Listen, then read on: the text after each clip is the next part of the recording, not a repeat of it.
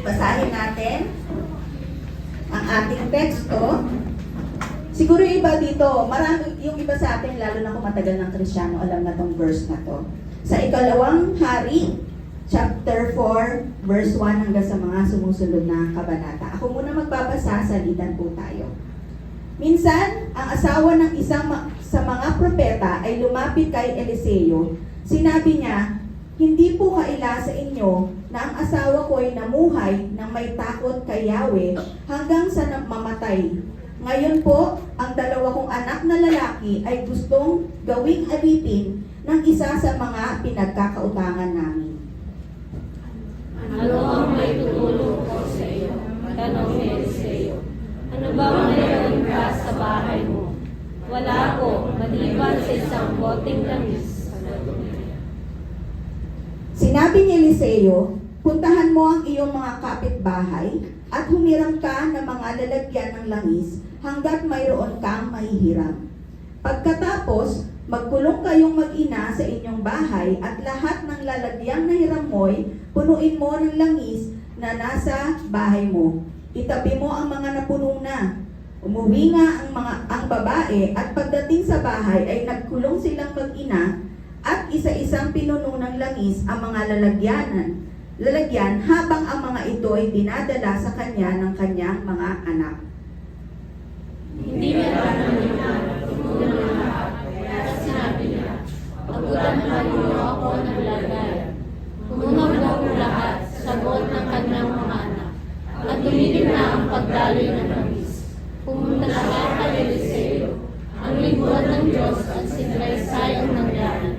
Sinabi ni Eliseo sa babae, ipagpili mo ang langis at bayaran mo ang iyong mga utang. Ang matitira ay gamitin ninyong mag-iyan. Yan, purihin ng Panginoon sa pagkabasa ng kanyang salita. Yan, Miracle of Freedom. Sino po dito yung nakabasa na po ng kwento na to? Yung tungkol sa isang babaeng balo. Miracle of Freedom. Pag sinabing freedom, ibig sabihin hindi ka malaya. So marami sa atin, maraming hindi malaya. Unang, sino dito may utang? Diba? Halos lahat may utang. Pati nga bata may utang. Sino ditong bata na ano, oy pautang naman no? Ngingiti yung mga bata. So pero madalas, kapag adulting period na, kapag may gastos ka na, ayan na. Mag-uumpisa ka ng umutang. Pero take note, I am not promoting utang. Ang pinopromote po natin dito ay papaano ba tayo lalaya sa utang. At may magdidig deeper pa tayo dito.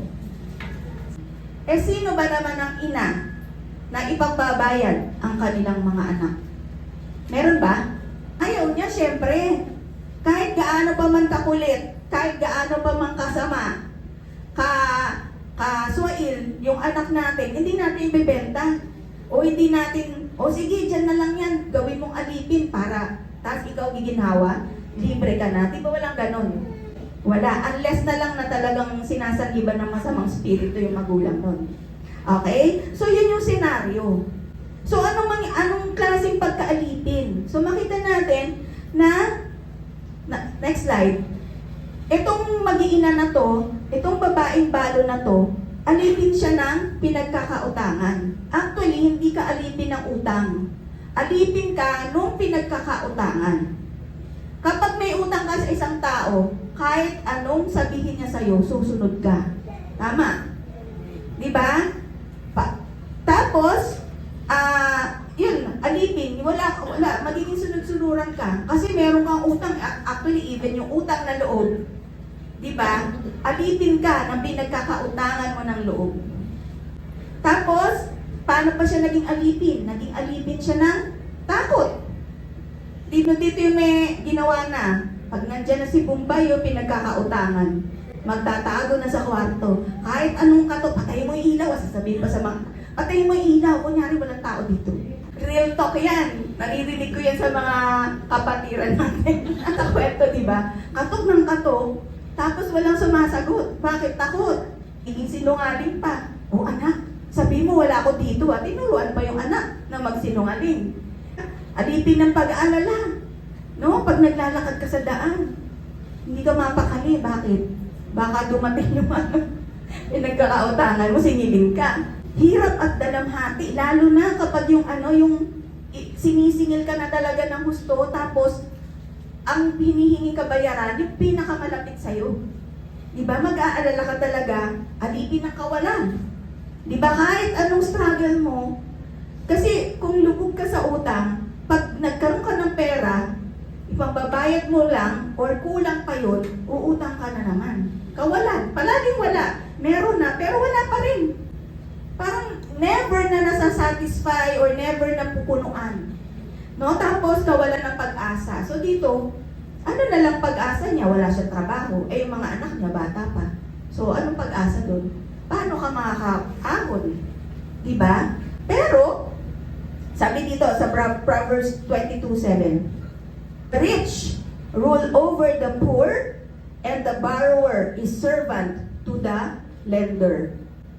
Kawikaan 22:7. Or, sabi yan, galing kay sa, Solomon, wisdom ni Solomon, na obserbahan na rin niya yan noon pa, panahon ni Solomon. The rich rule over the poor. Talagang yung mayaman, talagang, di ba, pag nakita natin mayaman, ano na tayo eh? Ilang na tayo? Di ba? Ay, mayaman na, kakahiya naman. Di ba? Ayaw natin sumakay sa kotse niya. Di ba? Kakahiya naman. Di ba? Ayaw natin makausap kasi feeling natin superior pag mayaman. Although hindi ko naman pinopromote na ma-insecure tayo sa mayaman. Pero dito sinasabi ni Solomon, and the borrower, eto take note, and the borrower is servant to the lender. Talagang totoo yan. Kung kanino ka, may pinagkakautangan, talagang servant ka niya. Naranasan natin yan. Kaya, personally, I do not promote utang. Kapag sa totoo lang, marami nang lumapit sa akin. Kaya ngayon, walang mangungutang sa akin eh. Marami nang lumapit sa akin, pero hindi ko pinautang. Kasi, ang mangyayari, pagsisilbihan mo ko. Pag pinautang kita, magpapasalamat ka sa akin, hindi sa Diyos. May utang na loob ka sa akin, hindi sa Diyos. So, ang gusto ko, bawat isa sa atin, matuto tayong lumapit muna sa Diyos at ang Diyos ang magpapadala ng tao na magbibigay sa'yo ng pera. No? Pero hindi ko sinasabing madamot ako. Alam ng mga tao yan, na mga hindi ko pinautang. Dahil hindi ko kayo pinahiram. Dahil na mararanasan yung magugulat na lang kayo, Lord, thank you Lord, na yung tipong hindi mo akalain bigla kang magkakaroon. Eh kung inunahan ko na si Lord, hindi na kayo magpapasalamat sa Panginoon, sa akin. Normal lang dahil doktor ako. Tama, ay, doktor yan, maraming pera yan. Lalo yung mga sekretary ko, alam niya mga income sa klinik. Pero take note, di sila umutang sa akin. No, pero pinagpapala sila. Nararanasan nila yung pagpapala ng Panginoon without me. Okay? Every miracle starts from little or nothing. Bawat milagro, hindi matatawag na milagro yan kung meron na kagad. Nagiging milagro yan kung sa kawalan o kakaunti, nagkakaroon ng marami. Amen? So anong meron kakaunti, meron ka. Anong wala mo? Diyan mag-uumpisa ang Panginoon para magmilagro para sa'yo. Kasi kung meron ka na, no need for miracle. Okay? They are always extraordinary. Tama? Extraordinary. Ibig sabihin di ordinary, extra, above your own expectation. Amen? So, dun sa mga napag-aralan na yung water into wine, yung tubig naging alak, yung whatever you have with you, surrender it to the Lord. Kung ano ang meron ka,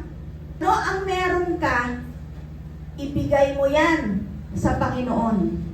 Sabihin mo nga, ibigay. So dito, di ba, sa ating binasa, doon sa verse, ano yung tanong? Sa verse 2, sabi ni Eliseo, ano ang maitutulong ko sa'yo? Tanong ni Eliseo, ano bang mayroon ka sa bahay mo? So tinanong, ang tanong kaagad ni Eliseo, ano bang meron sa bahay mo? So ganun din sa atin. Tinatanong ko kayo, ano bang meron ka? Ano bang natitira sa loob ng, o literal muna tayo, anong meron na material na bagay sa loob ng bahay mo? Pangalawa, kung hindi man material, ano ba yung talent kung gusto natin magpagamit sa Panginoon pero feeling natin helpless? Ano bang talento ang meron ka? Sometimes, sabi dito, lesson 2. Sometimes the things that are seem worthless and useless are the very ones that God will use for your miracle. Worthless, useless. Ano yung sabi ng babae? Ano yung sabi ng babae? Wala po. Di ba? Sabi nung ano bang meron ka sa bahay mo? Wala po. Maliban sa kaunting langis. Minsan madalas ganyan tayo. May pera ka ba dyan? Wala eh. Pero sa totoo lang, meron. Nag-aral ka na sa mga estudyante, no? Sa mga estudyante, nag-aral ka na ba? Hindi pa nga eh. Yung i-deny pa, pero nag-aral, tumatawa si siguro ganun siya. Di ba? Yung tipong may mga bagay na dinidisregard natin, na feeling natin hindi importante, pero importante pala. Sa mga anak, mga kapatid, mga kabataan, sino dito yung nasabihan na, wala kang pakinabang. Pa? Wala kang pakinabang. Useless ka. Sa totoo lang, sa ating binabasa, yung walang pakinabang na yun ang ginamit mightily ng Panginoon para pagpalain yung pamilya ng balo. Kaya yung sa tingin natin, sa sarili natin, nasabihan tayo once, ng mga magulang natin, ng mga kapitbahay, mga tito, tita, lola, kung meron kang Panginoon sa buhay mo, mightily ikaw ang gagamitin ng Panginoon para magkaroon ng pakinabang. Si Moses, feeling niya worthless siya. Why? Hindi siya kagamit-gamit dahil utal siya. Pero siya lang naman ang nagtawid ng mga naglabas ng mga Israelita mula sa Ehipto at nagtawid sa mga Israelita, hinawi ang dagat upang makatawid sa Red Sea. Amen? Si David na ating pinag-aaralan, sa tingin ng ama niya, ng mga kapatid niya, wala siyang pakinabang. Isang ordinaryong shepherd. Pero, siya lang din naman ang libo-libong, 10,000 tumalo sa mga kalaban ng Israelites. At siya rin lang naman ang pinanggalingan ng lahi ng ating sinasambang Panginoong Jesucristo ngayon. Amen? So, anong tingin sabi mo nga sa sarili mo? May pakinabang ba ako? Meron. Okay? Mamaya, malalaman natin paano ba tayo magkakaroon ng pakinabang. So, huwag nating mamaliitin kung ano yung meron tayo. Tingnan lang natin, ano bang meron sa atin? Yung tipong, huwag tayong, umutang ba kagad? Umutang ba uli yung balo? Hindi. Lumapit sa Panginoon at humingi siya ng wisdom, ng karunungan. Amen? Humingi siya ng wisdom at sumunod siya. Tapos, yun ang pinarami ng Panginoon. Wisdom. Napag-aralan natin yan, yung wisdom. Okay? God can transform brokenness, weakness, and insignificance into blessings. Ayon sa 1 Corinthians 1:28. Yung brokenness mo, bigo ka ba ngayon? Feeling weak ka ba ngayon? Feeling insignificant ka ba ngayon?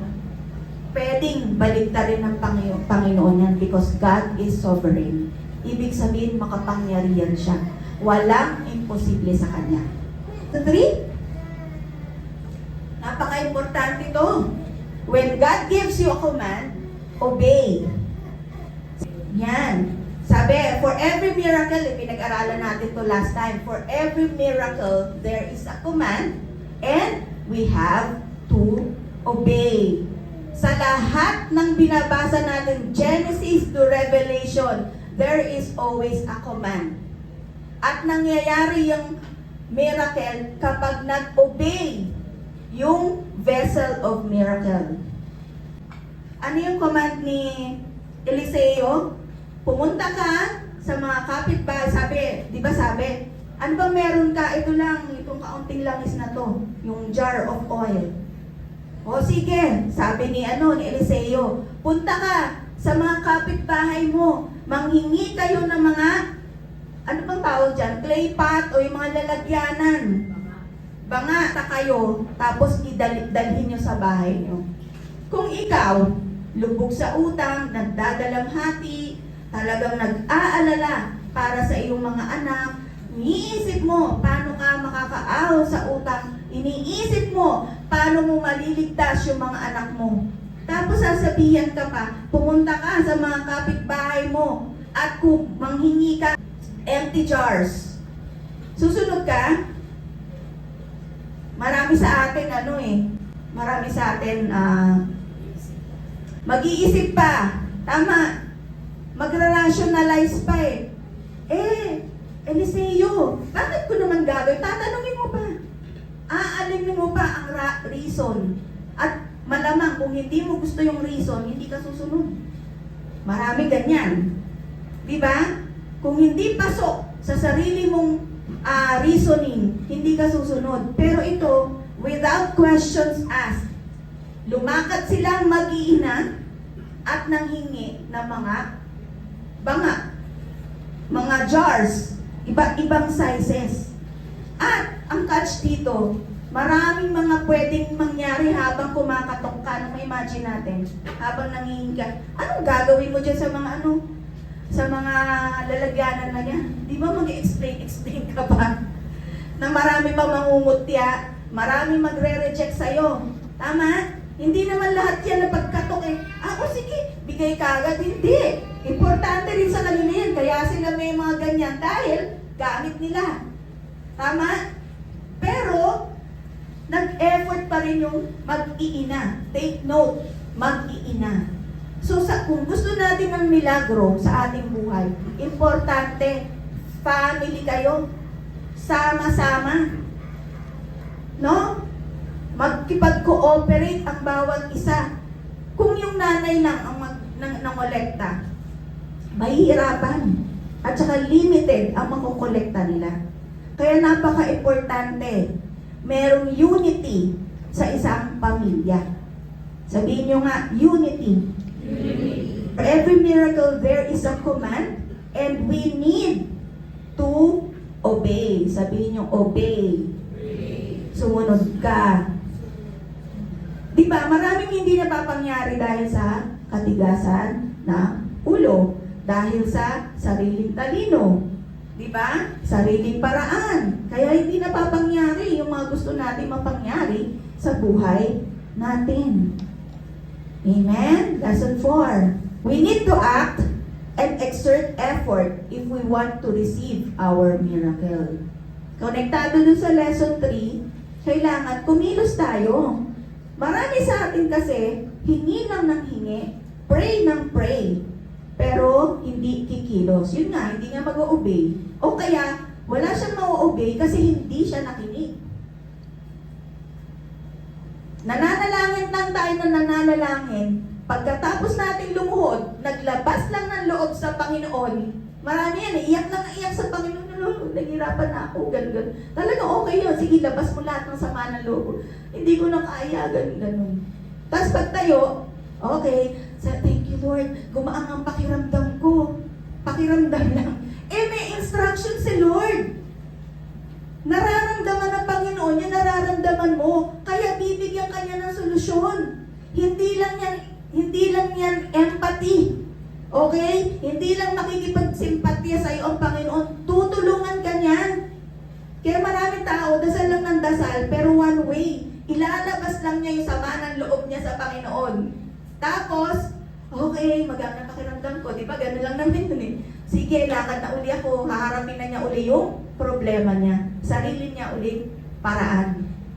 Okay? Pero dapat, importante, nakikinig tayo, naririnig natin para alam natin kung ano yung tama natin gagawin.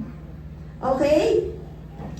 So, we need to act and exert effort if we want to receive our miracle. Exert effort. Kikilos ka talaga. Hindi pwede yung, ay tama na yan, yung half-half ang pagsunod.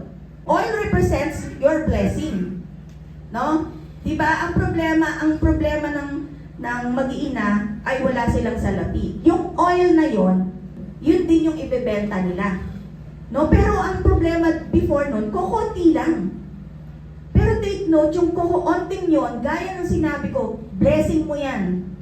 Kung ano yung meron ka, kung ano yung konti na meron ka, kung ano yung talento na meron ka, kung ano yung skills na binigay sa'yo ng Panginoon na kukunti, blessing mo yan. Pero, sa mga susunod na pangyayari, nag-multiply yon because nag-exert ng effort yung mag-iina. Hindi pwedeng meron ka lang yan, tapos wala kang gagawin. Marunong ka umawit, tapos wala kang gagawin. Sa'yo lang yan. Diba? Sa'yo lang yan. Kumbaga, marami tayong skills eh. Yan ang papalugoin natin. Okay, tapos sabi, your blessing, the vessel represents your effort and obedience. Vessel. Wala tayong jar eh. Yung vessel na, yung jars, represent yung effort mo. Pag 2, 3, 5 jars lang yan, ibig sabihin yan lang yung in-effort mo. Yan lang ang kinilos mo. Yan lang ang trinabaho mo. Take note again, yung oil, kung ano yung meron ka, talento, skills, pinag-aralan mo, meron ka sa bahay, may pinaglumaan ka, lumang sapatos, di ba? Lumang kaldero, oil mo yan. Okay? So lahat ng meron ka, oil mo yan, blessing mo yan. Tapos yung jar represents yung effort mo. God can multiply the little you have. So dito, napaka-importante na may effort ka talaga. Kung titingnan natin yung picture, ang dami nilang nakuha ng mga jars. At dun sa story, sabi ni Eliseo, di ba meron siyang maliit na jar. Tapos merong jar dyan. Binubuhos sabi, sige, ibuhos mo yung oil doon sa isang jar. Tapos, punuin nyo lahat. Nung lahat ng mga nakolekta nyo niya ng jars.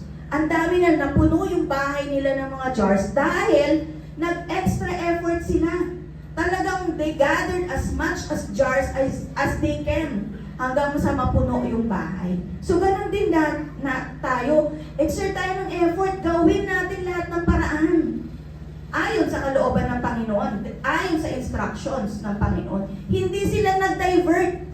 Yung mga lalagyan na lang talaga ng oil, ang hinanap nila. Hindi sila gumawa ng ibang desisyon. Okay? So, habang binubuhos ng balo yung oil, hindi nauubos. Take note, kakaunti lang yun. Pero habang kunyari kayo, mga jars kayo, habang binubuhos yung oil, hindi nauubos. Pag buhos ng oil kay Len, napuno. So, dapat ubos na yung hawak ko, di ba? Pero nung nag-try ako magbuhos kay Kuya Reggie, napuno ulit si Kuya Reggie.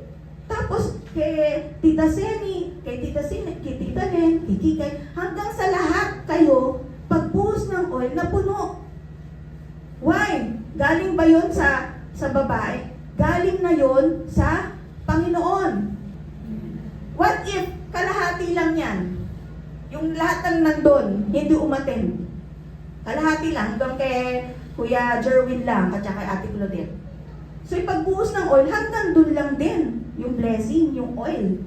Kaya napaka-importante, gawin natin yung best sa lahat ng ginagawa natin dahil once na umpisa tayong tumigil at tamarin, titigil din yung blessing natin. Bawal give up. Sabihin niyo sa katabi niyo, bawal give up. Tigil silang mangolekta ng mga jars. Pagbuhos nung naghahanap yung nanay niya, meron pa ba? Nay, wala na po eh. Tumigil na. So, ganun din sa atin. Once we start giving up, titigil na rin yung pagpapala sa atin. Subukan mo, ito literal. Ngayon literal pa tayo, pero magdidig deeper tayo. Ngayon literal, gusto mo pray ka ng pray. Tapos subukan mo mag-upo. Diba? Subukan mo tumulog at hindi mag-exert ng effort na hindi maghanap ng sarili mong jar. May blessing ba? Wala. Whatever you have right now, if you offer it to the Lord, it will become a blessing or source of your miracle. Okay? Kung ano meron ka. No? God can take the little you have and make it more than enough. Yung maliit, i-surrender mo sa Panginoon, i-offer mo sa Panginoon, at magugulat ka na lang more than enough. Yung mga jars, binenta nila yon. Yung mga oil, binenta nila yon kasi precious ang oil noon. Maraming gamit, hanggang ngayon naman no? Yung langis, precious siya. So, nabenta nila, nakabayad sila ng utang, hindi na kailangan maging alipin yung mga anak niya, naging malaya siya sa lahat ng alalahanin sa buhay,